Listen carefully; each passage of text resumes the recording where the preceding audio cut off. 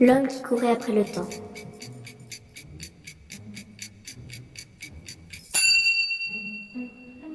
Au pied de hautes montagnes reposait un village. L'endroit semblait sans histoire, comme si ses habitants ne s'étaient rassemblés là que par hasard, vaine tentative de s'adapter aux caprices de la nature qui leur imposait de vivre sur ces hauteurs contraignantes. La vallée où ils avaient trouvé refuge avait ses limites, et ne permettait pas au village de s'étendre. Ainsi, le hameau ne s'était-il pas vraiment métamorphosé durant les quelques décennies qu'il avait traversées. Ce petit havre de civilisation perdu au pied d'une chaîne de montagnes, au milieu d'une nature froide et sans bornes, était à peu de choses près resté le même. Les âmes y naissaient, elles y grandissaient, y vieillissaient, puis elles s'y éteignaient sans laisser le moindre souvenir derrière elles, si ce n'était à leurs proches. Le village semblait parfaitement hors de portée de tout événement extérieur. De même, son existence n'avait aucun impact sur le reste du monde. Il formait un univers à part, un véritable cocon où aucun étranger ne pénétrait. Pour une raison obscure, les rares voyageurs traversant les monts semblaient éviter le village. L'incursion de visiteurs était assez rare pour que l'entrée au village d'un voyageur égaré en une après-midi semblable à une autre soit pour ses habitants un événement notable.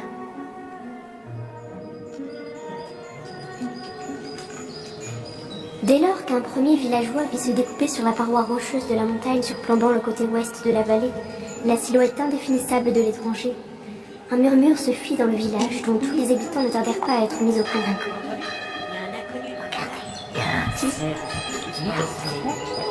À ce moment, un seul mot d'ordre. Ne rien changer à ses habitudes. Garder un visage fermé. Faire comme si tout était normal. Ne pas presser le pas. Ainsi, alors que le visiteur approchait, les villageois affectaient un comportement banal, habituel. Mauvais acteurs surjouant leur propre rôle d'homme quelconque et interchangeable, ne prenant même pas la peine de regarder l'étranger, croyant que l'humanité entière conservait cette banalité qu'ils tenaient tant à préserver, et essayant, ce qui était difficilement possible, de se montrer plus insignifiant, plus commun, plus ordinaire qu'ils ne l'étaient habituellement. S'ils avaient seulement daigné tourner la tête en sa direction, ils auraient aperçu un jeune homme de taille moyenne, aux traits paraissant presque fragiles par leur finesse, mais à l'œil clair et alerte.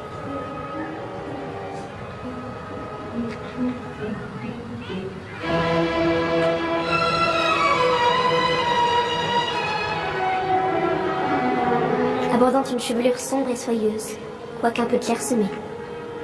Il était loin d'être vêtu comme un voyageur. Il portait un costume noir doublé d'une veste à queue de pie, dont l'extrémité était abîmée par une longue marche sur des sentiers souvent impraticables. De sa poche pendait une fine chaîne d'un doré terne, formant une boucle à son côté gauche. Sa main droite serrait la poignée d'une lanterne fine qui se balançait à son bras et où brillait la faible lueur d'une bougie. Il y avait un contraste étonnant entre ces quelques bâtisses qui donnaient l'impression d'avoir toujours été là et cet homme qui ne semblait absolument pas y être à sa place. Devant lui se déroulait tout un pan de la vie du village.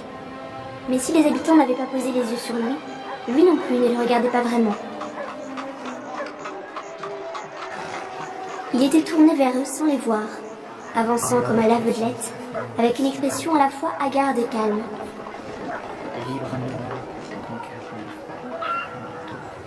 Les premiers habitants qui le croisèrent et élevèrent discrètement le regard vers lui, la curiosité l'emportant tout de même parfois, virent un homme marchant, plongé dans ses réflexions, allant jusqu'à se chuchoter à lui-même de longues phrases inintelligibles.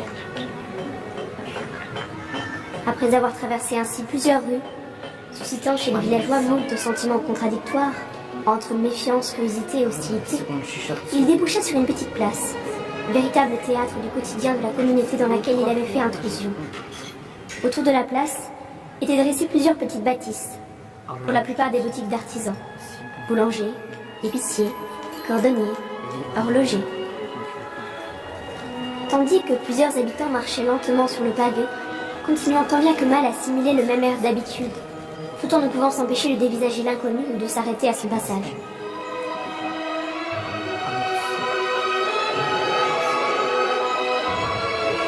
Le jeune homme était arrivé d'un pas vif et se dirigeait vers le centre de la place, entravant parfois le chemin entièrement prévu à l'avance d'un des villageois, qui s'arrêtait alors simplement et lui adressait un regard indéfinissable, oscillant entre agacement, crainte et prudence. Oh là, je te suis impossible de libre à nous. Tout cela aurait pu en rester là, si ce voyageur s'est distingué et était reparti sans rien dire, poursuivant simplement un chemin qui l'avait amené, par un parfait hasard, à traverser ce village isolé.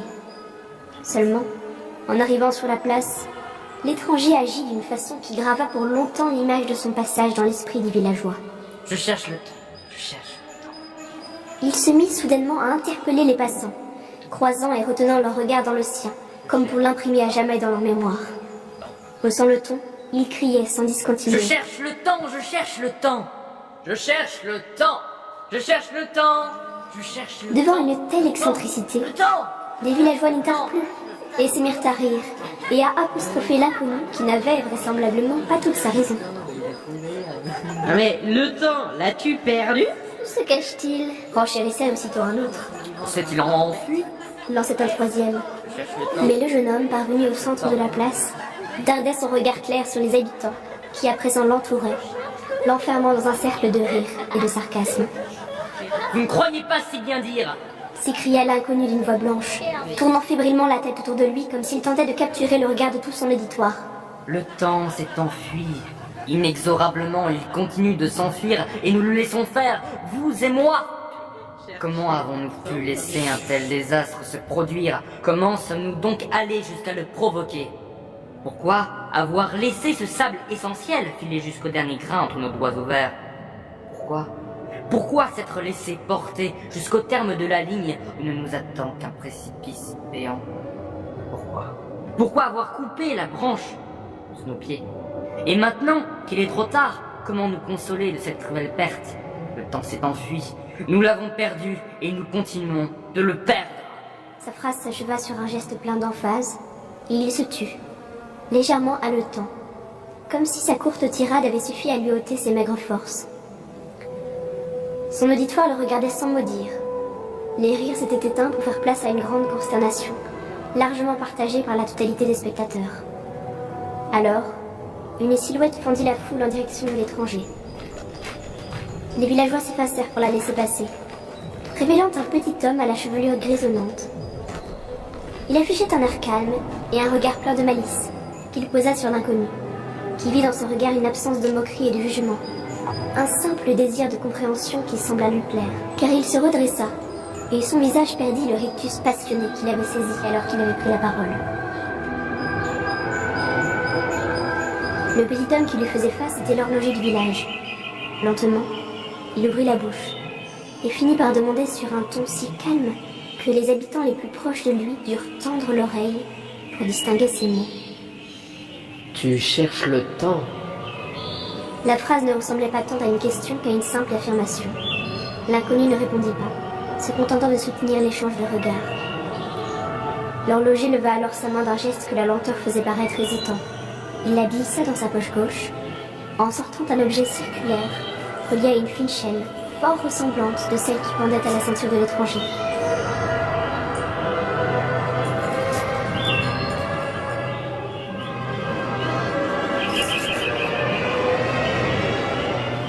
Il tendit le bras et ouvrit doucement sa main où reposait la chaîne dorée.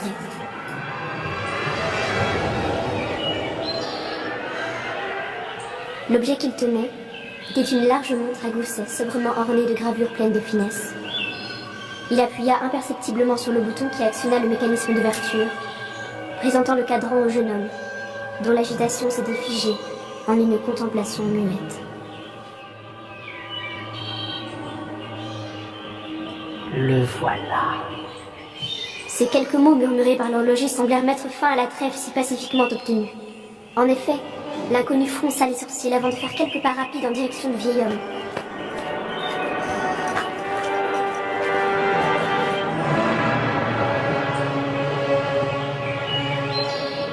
Et sans un mot, d'un geste brusque, il tira sur la chaîne qu'il lui avait présentée, lui arrachant du même coup l'objet qu'il porta à hauteur de visage, en lui jetant un regard accusateur. Enfin, ses yeux revinrent vers l'horloger. Vous savez mieux que moi, monsieur, que le temps est plus qu'une suite de secondes, de minutes, d'heures, de journées, vous le savez. Vous savez ce qu'est le temps. Mais dès lors qu'un esprit facétieux ose vous le demander, vous n'avez aucune réponse pertinente à donner. Pourquoi? L'horloger, écarquillant les yeux dans une expression de profonde surprise, voulut répliquer. Mais le jeune homme le devança et jeta avec violence la montre par terre, où elle vola en éclats, l'une des aiguilles effleurant son pied fermement planté dans le sol. L'horloger ne put réprimer un sursaut.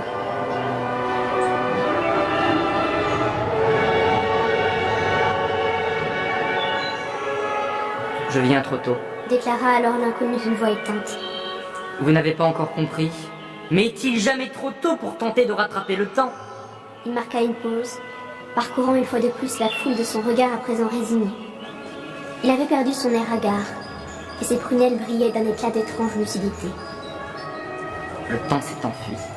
Je tenterai de le rattraper, et si vous me refusez votre aide, alors j'irai seul. Et sur ces derniers mots, l'inconnu fut volte-face, traversant la place d'un pas vif comme si la foule était absente, et disparut à l'angle d'une rue.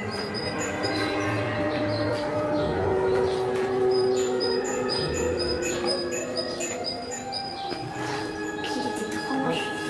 On le laissa partir, se contentant de hausser les épaules en reprenant la marche, dont un imprévu avait perturbé le déroulement. Seul l'horloger du village le regarda s'éloigner. Et quand il quitta la place, il lui emboîta le pas.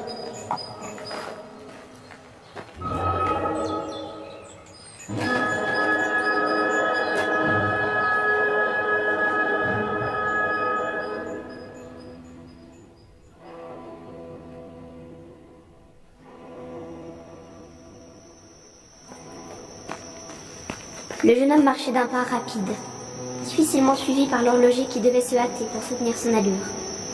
Pas un mot ne s'était échangé entre les deux voyageurs depuis qu'ils s'étaient rejoints à l'extérieur du village.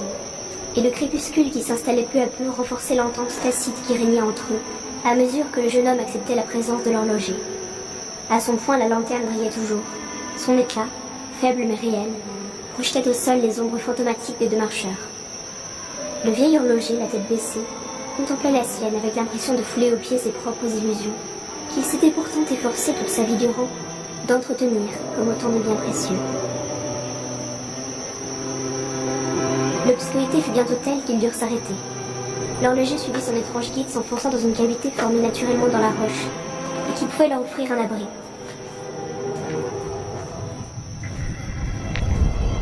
Toujours sans un mot, ils s'assirent côte à côte, la lueur de la lanterne ne laissant voir à chacun que son propre reflet dans les pupilles de l'autre.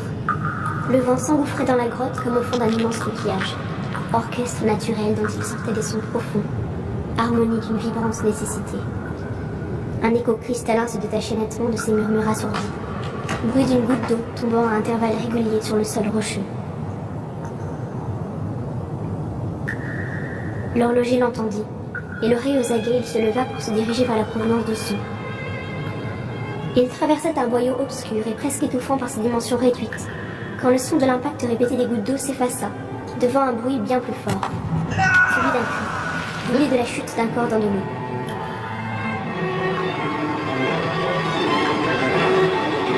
L'horloger accéléra le pas, le cœur plein d'appréhension, luttant pour ne pas trébucher sur le terrain accidenté, et éviter de se heurter aux parois qui semblaient vouloir l'étreindre, et lui voler le peu d'espace qui lui restait. Le boyau débouchait sur un espace apparemment plus large, car le bruit de ses pas y produisait un long écho qui se répercutait dans toute la caverne. Il ne pouvait rien distinguer dans la pénombre de l'espace qui s'ouvrait à lui, mais percevait nettement le bruit d'un corps se débattant dans l'eau, et celui de la respiration saccadée de quelqu'un qui s'est noyé.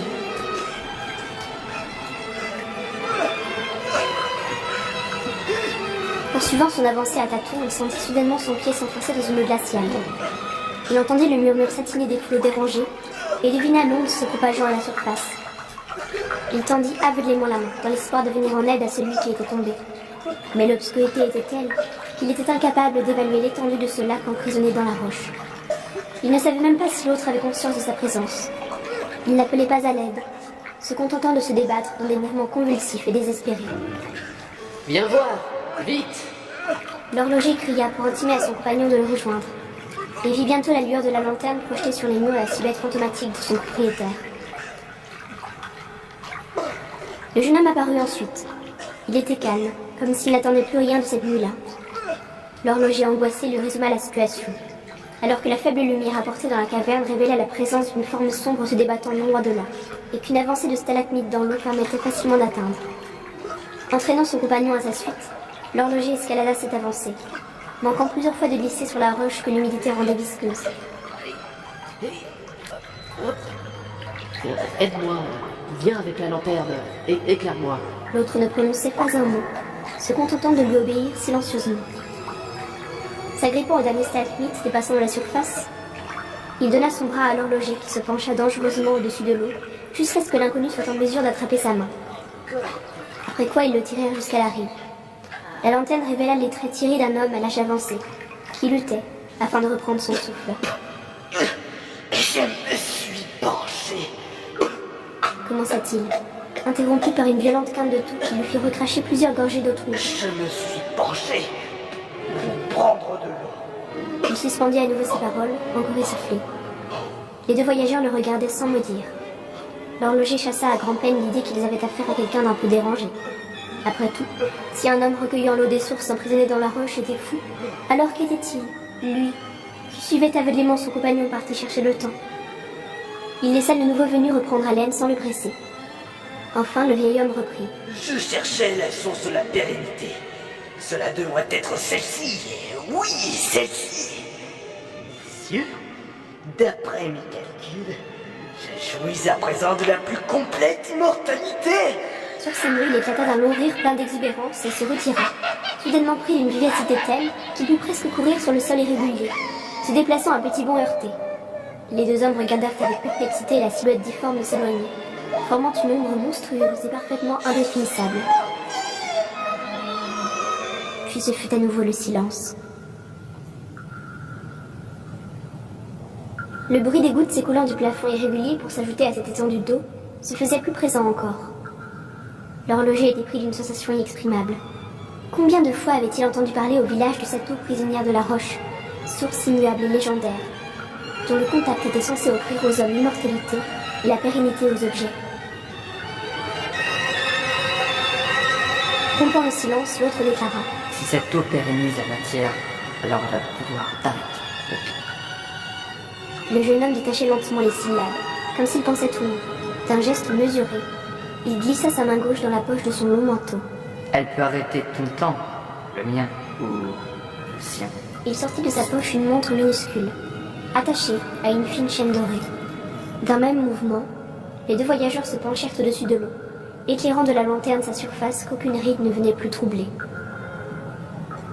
Le regard de l'étranger passait de l'homme à l'eau, de l'eau à l'homme. Que s'attendait-il à y voir? Qui cherchait-il? Il n'aurait su le dire. Toujours est-il que, se penchant au-dessus de la surface liquide, il crut, le temps d'un fugace clignement de paupières, y voir quelque chose bouger, avant de comprendre qu'il ne s'agissait que de son propre reflet. Il se surprit à contempler l'image plane de son visage à peine éclairé par la faible lumière de la lanterne qui lui permettait de distinguer ses traits, et s'étonna de la suspension de cet insolite moment, comme si la contemplation d'un simple reflet était un instant figé dans le temps. L'eau se troubla légèrement. Son compagnon y avait trempé la petite montre et la regardait, affichant un visage entièrement inexpressif. Au bout de ce qui parut à l'horloger une éternité, l'homme leva la main qu'il tenait suspendue au-dessus de l'eau, serrant la petite chaîne dorée. La montre reparut à la surface. Elle ruisselait. Les deux hommes la regardèrent, tendus. Les petites aiguilles ne produisaient aucun mouvement. Elle était arrêtée. L'horloger, en un murmure d'émerveillement, déclara. Cela fonctionne. Son temps s'est arrêté. Cette eau abolit le temps. L'autre releva lentement vers lui un regard éteint, muet d'étonnement. Le visage de l'horloger se fit interrogateur. Il ne comprenait pas cette réaction, devant ce qui lui paraissait être un succès. D'un geste sec, la main qui tenait la montre donna un bref coup sur la paroi rocheuse, ouvrant l'objet en deux. Mais comment... Le jeune homme le tendit à l'horloger, lui en montrant les rouages subtils.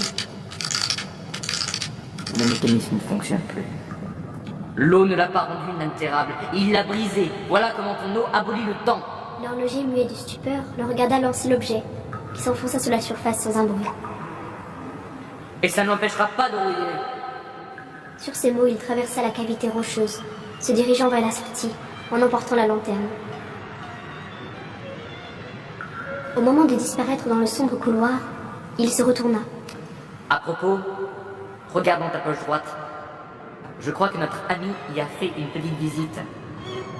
Sa manière de nous remercier sans doute. Et il disparut totalement, laissant l'horloger dans le noir. Celui-ci, glissant à son tour la main dans sa poche, s'aperçut que la montre qu'il y conservait précieusement comme pour parer toute éventualité, avait purement et simplement disparu. Il parcourut de regard sans la voir l'étendue de la cavité, soupirant de solitude et de perplexité. Et les gouttes d'eau s'écoulaient toujours du plafond, allant frapper le sol comme dans une immense clepsydre, dont les voyageurs seraient les prisonniers.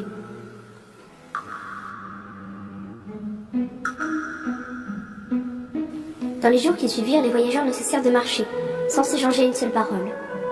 L'horloger suivait toujours l'autre, luttant parfois, pour soutenir la rapidité de son pas. La montagne était large, et la seule manière d'atteindre son sommet était de suivre un chemin circulaire qui en faisait plusieurs fois le tour dans une montée progressive, mais toujours assez dangereuse. Plus l'horloger marchait, moins il comprenait l'intérêt qu'il avait à le faire. Il suivait cet inconnu dans une entreprise qui lui paraissait de plus en plus vaine, d'autant qu'il n'y avait aucune raison de trouver le temps sur ces hauteurs. Pourquoi alors avoir choisi cette montagne en particulier? Il y avait des moments où le chemin se rétrécissait largement, à tel point qu'ils étaient contraints d'embrasser les flancs de la montagne et d'évoluer lentement, par de longs pas de côté, à la manière des crabes courant sur les rochers, avec cependant bien plus d'aisance que ces deux hommes n'en avaient.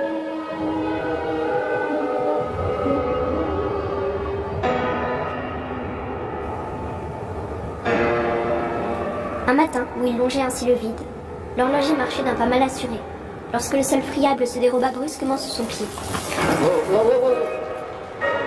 Il attrapa la cheville de son compagnon afin de retenir sa chute. Attention! Cependant, il ne réussit qu'à le faire également tomber.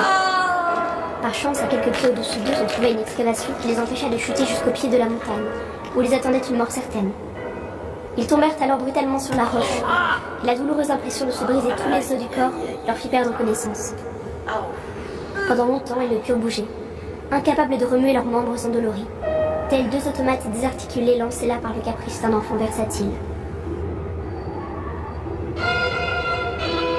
Ce fut l'appel d'une voix légèrement familière qui finit par les sortir de leur torpeur. Se relevant difficilement, ils levèrent les yeux pour découvrir, là dans les hauteurs, une silhouette vaguement humaine qui leur faisait signe. L'horloger reconnut son visage ridé, son menton en galoche, et même son regard teinté de malice. C'était assurément le vieillard à qui ils avaient porté secours quelques jours auparavant. Le signe qu'il leur adressait semblait les narguer, plein d'ironie et de méchanceté. Il brisait tous les espoirs qu'ils avaient eus de pouvoir un jour sortir de cette prison de roche. Ils échangèrent un regard résigné et croisèrent les bras, comme si l'attente de quelque chose, eux-mêmes ne savaient pas quoi, pouvait les tirer de ce mauvais pas. Ils n'espéraient aucun secours de la part de l'ingrat qui les avait volés sans même les remercier de leur aide. Pourtant, l'horloger levant brièvement les yeux crut percevoir du mouvement au-dessus d'eux. Tapotant l'épaule de l'autre pour attirer son attention, il regarda mieux et finit par distinguer la forme d'une échelle de plante qui descendait lentement vers eux, par à-coups. Quand il put l'attraper, l'horloger en testa la solidité. Incertain et peu confiant, il gravit quelques échelons. Le jeune homme resté en bas haussa les épaules en signe d'impuissance. Avons-nous d'autres choix? L'horloger ne répondit pas. Rester prisonnier ici ne nous avancera à rien. Nous perdons du temps. L'horloger acquiesça et continua son ascension, prenant de plus en plus d'assurance. Il fut rapidement suivi par son compagnon, quelques pieds au-dessous de lui. La montée était périlleuse, et l'échelle se prenait souvent dans des pics rocheux acérés et difficiles à contourner. Pourtant, les deux voyageurs finirent par atteindre un morceau de chemin creusé sur les flancs de la montagne. L'horloger pensait y retrouver le vieillard. Il n'y avait pourtant personne sur le chemin. L'échelle semblait sortir d'elle-même de la roche, et les deux hommes ne purent comprendre par quel stratagème ingénieux elle y était fixée. L'horloger regarda une fois de plus au-dessus d'eux, et distingua la silhouette trapue du vieil homme qui courait le long des flancs de la montagne dans les hauteurs. Il lui fit un grand signe de la main, s'exclamant « Et la montre !» Le vieillard s'arrêta et, le regardant d'un air toujours aussi narquois, sortit de sa poche un objet qui ressemblait à une bourse qu'il secoua. « Bandit !» cria l'inconnu en réponse. « Quel usage ferais-je d'une montre si mes jours ne sont plus comptés ?» Il empocha la bourse et disparut dans les hauteurs. laissant une seconde fois les deux voyageurs échanger un regard perplexe. Le jeune homme brisa enfin le silence d'un autre. Ah, il aura beau faire usage de ses 1000 ruses de sorcier, il est perdu. S'il pense encore avoir aboli le temps, nous n'y pouvons rien. Et il reprit sa marche, comme si aucun événement n'était survenu. L'horloger le suivit pendant plusieurs jours encore, et il ne sut bientôt plus pourquoi il marchait. Il semblait avoir perdu toute notion de la réalité, et il avait le sentiment que chaque pas qu'il faisait l'éloignait du monde qu'il avait toujours connu. Il ne songeait plus au but de son action, ne se posait plus aucune question. Son esprit était tout entier orienté vers un seul mot. Le sommeil. Et une seule expression. Un pas. Un pas devant l'autre. Il ne se demandait plus quand tout cela prendrait fin. L'autre n'était plus qu'une ombre fantomatique qu'il ne suivait que par habitude. Un jour, il ne s'aperçut même pas que ralentissant son pas, il avait perdu de vue. En effet, avant d'avoir le temps de s'en inquiéter, il vit que le chemin qu'il suivait s'ouvrait sur un petit espace presque plat, surplombant tous les autres sommets s'offrant à sa vue.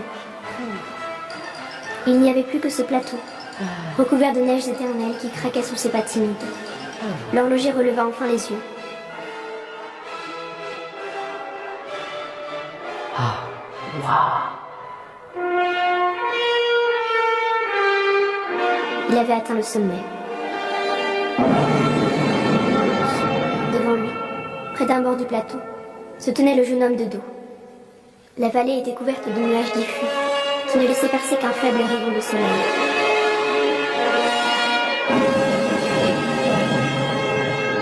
Les autres monts étaient dressés comme autant d'aiguilles transperçant le tapis vaporeux et immaculé que formaient les nappes nuageuses.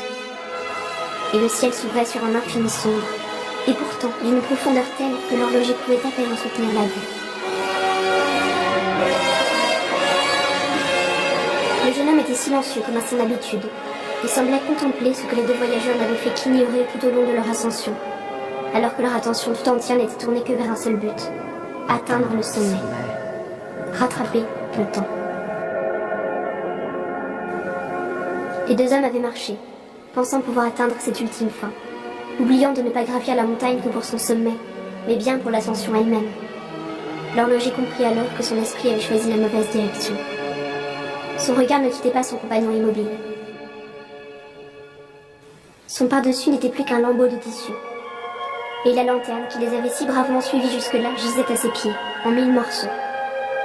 L'horloger avança d'un pas mesuré, comme pour ne point troubler l'aura toute spéciale que revêtaient ces lieux. Il ramassa les débris de la lanterne, songeur, comme si son regard avait le pouvoir d'en recoller les morceaux. Enfin, il se tourna vers son compagnon de voyage, toujours perdu dans la contemplation de l'immensité qui s'offrait à lui, et murmura. Le temps, l'as-tu trouvé? À cet instant, l'homme lui rendit enfin son regard. Je l'ai oublié.